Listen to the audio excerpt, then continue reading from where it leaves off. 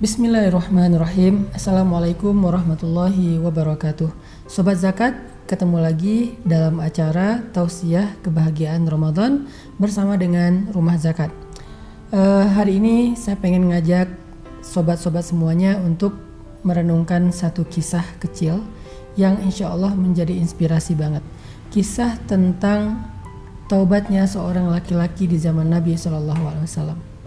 Di dalam kisah ini nanti kita akan belajar tentang betapa Allah itu Ghafurun Rahim, Maha Pengampun lagi Maha Penyayang. Kisah tentang taubatnya seorang laki-laki tua di zaman Nabi SAW. Diriwayatkan bahwa satu hari ketika Nabi sedang duduk-duduk dengan beberapa orang sahabat, di antara mereka ada sahabat yang bernama Anas bin Malik. Tiba-tiba datanglah kepada Nabi seorang laki-laki yang usianya udah tua, rambutnya udah putih semua, badannya bungkuk, gak bisa berdiri tegak, kakinya gemetar, dia berjalan tertatih-tatih dengan tongkatnya ke arah Nabi. Pelan-pelan dia datang, kemudian dia duduk di depan Nabi sambil bertumpu kepada tongkatnya. Semua pandangan para sahabat tertuju kepada laki-laki itu. Mereka heran, karena mereka belum pernah ngelihat ada seorang laki-laki yang usianya setua laki-laki itu. Udah tua banget, renta banget, lemah banget. Dia datang dari ujung kota pelan-pelan tertatih-tatih bersusah payah. Kemudian sambil memegang tongkat, dia duduk di hadapan Nabi seperti seseorang yang sedang disidang, seperti seseorang yang sedang mau dihukum. Dia duduk depan Nabi sambil menundukkan pandangan matanya. Lalu beberapa saat kemudian dia memandang ke wajah Nabi dengan penuh rasa iba. Lalu dia bertanya kepada Rasulullah SAW, "Ya Rasulullah, ara'aita rajulan amala dzunuban kullaha falam yatruk minha syai'a." Ya Rasulullah, bagaimana menurut engkau tentang seorang laki-laki yang banyak melakukan dosa sepanjang hidupnya? Hampir tidak ada satu hari pun dalam hidupnya yang dia lalui kecuali dia berbuat dosa. Tidak ada satupun jenis dosa kecuali dia pernah mengerjakannya. Seandainya dosa dia diletakkan di lautan, maka tidak ada satu malam pun yang dia lewati kecuali malam itu dia berbuat dosa. Tidak ada satu pagi dan siang pun yang dia lewati kecuali siang itu dia berbuat dosa. Ya Rasulullah, fahal lidzalika min taubah? Apakah laki-laki yang seperti itu, yang sudah hidup berpuluh-puluh tahun dengan dosa, fahal lidzalika min taubah? Apakah dia masih punya kesempatan bertobat? Kemudian laki-laki itu merunduk malu. Dia diam menunggu jawaban dari Rasulullah SAW. Seakan-akan dia sedang menunggu jawaban dari langit tentang nasibnya. Apakah dia akan diterima oleh Robnya atau ditolak karena dosa-dosanya? Lama semuanya terdiam. Para sahabat diam karena mereka tidak tahu apa yang akan Nabi sampaikan kepada laki-laki itu yang banyak dosa.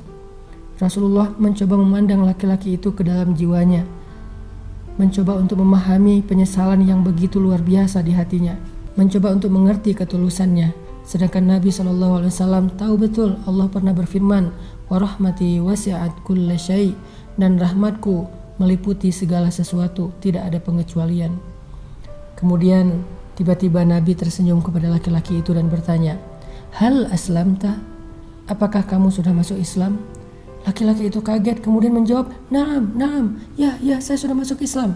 Kemudian Nabi dengan tersenyum lebar mengatakan kepada laki-laki itu, "Yaghfirullahu lak, Allah sudah mengampuni semua dosa-dosamu."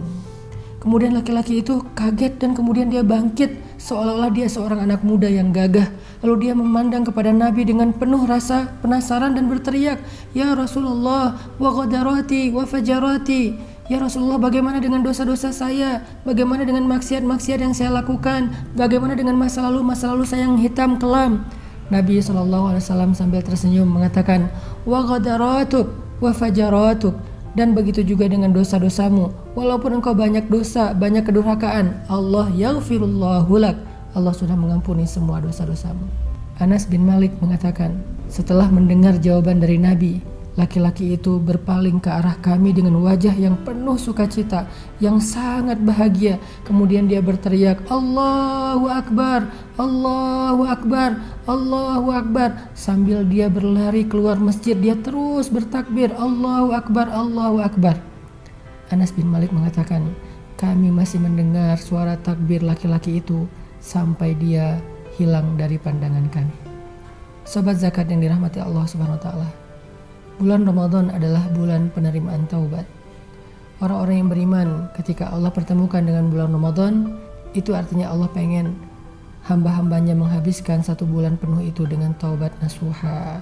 Ya ayyuhalladzina amanu tubu ilallahi taubatan nasuha.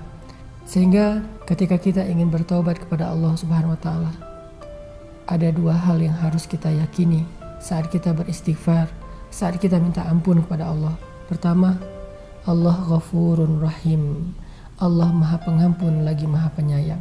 Gak mungkin hambanya yang meminta ampun kepada Allah, Allah gak ampuni. Gak mungkin hambanya yang meminta maaf kepada Allah tidak dimaafkan. Kita harus belajar yakin ketika kita mengatakan Astaghfirullahaladzim, ketika kita mengatakan Zalamtu nafsi faghfirli ya Rabbi, Subhanaka inni kuntu minaz zalimin, dan seterusnya. Kita harus yakin Allah itu Ghafurun Rahim. Innallaha yaghfirudz dzunuba jami'a.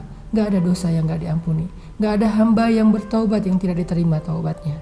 Yang kedua, ketika kita bertaubat, beristighfar kepada Allah, barengilah taubat dan istighfar kita dengan nadam, dengan penyesalan yang dalam.